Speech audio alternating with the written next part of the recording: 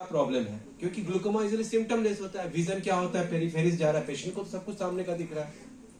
मे भी कोई ड्राइवर वगैरह हो तो उसको आसपास का या साइड मिरर व्यू में प्रॉब्लम होता होगा, साइड व्यू मिरर में। तो पहला चीज होगा डायग्नोसिस में पेशेंट को पता ही नहीं होता है कि उसको क्या हो रहा है। There is no symptoms apart from few second angle closure glaucoma. उसमें भी एक्यूट स्टेज में ही सिम्टम्स आता है।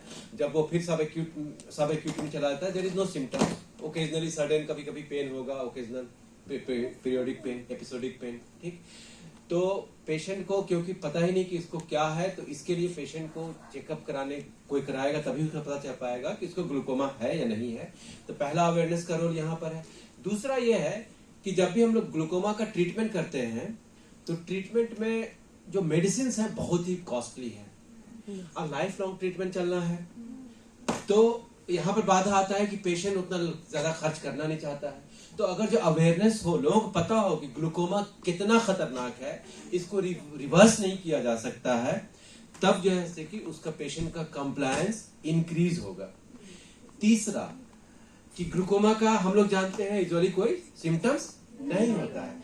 तो एक ऐसा डिजीज जिसका कोई सिम्टम नहीं होता है, आप ऐसा मेडिसिन डाल रहे हैं जिसका बहुत साइड इफेक्ट है।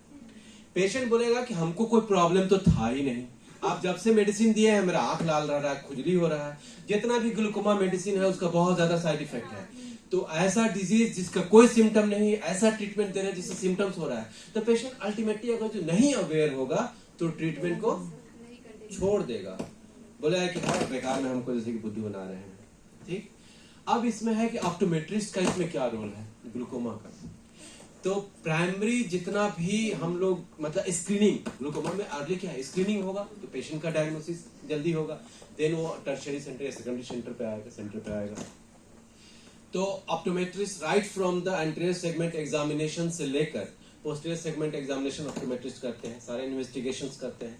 तो एंटीरियर सेगमेंट में इवन आप लोग कैंप में हैं तो यू कैन जज the anterior chamber depth, you can जज द पिपलरी रिएक्शंस। अगर जो एडवांस ग्लूकोमा अगर जो हो और एसिमेट्री हो तो आरएपीटी भी मिलता है, ठीक। उसके बाद ऑप्टोमेट्रिस्ट लोग एटी भी कर सकते हैं, यहाँ भी स्टार्ट होगा, ऐसा नहीं है। जो कोर्स में है एटी आप लोगों को करना है। गोनियो भी ऑप्टोमेट्रिस्ट करते हैं, ठीक।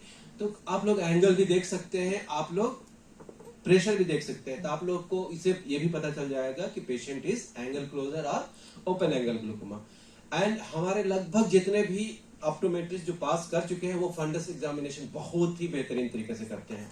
तो फंडस एग्जामिनेशन में भी आप लोग बहुत इजीली डायग्नोस कर सकते हैं कि हाँ भाई ऑप्टिक डिस्क में चेंजेस आए हैं कि नहीं। If there is change then हम लोग पेशेंट को रेफर करते हैं फॉर ग्लूकोमा। सो इसलिए ग्लूकोमा का अवेयरनेस जरूरी है एंड उसमें ऑप्टोमेट्रिस्ट का रोल फ्रंट पे होगा, ठीक है।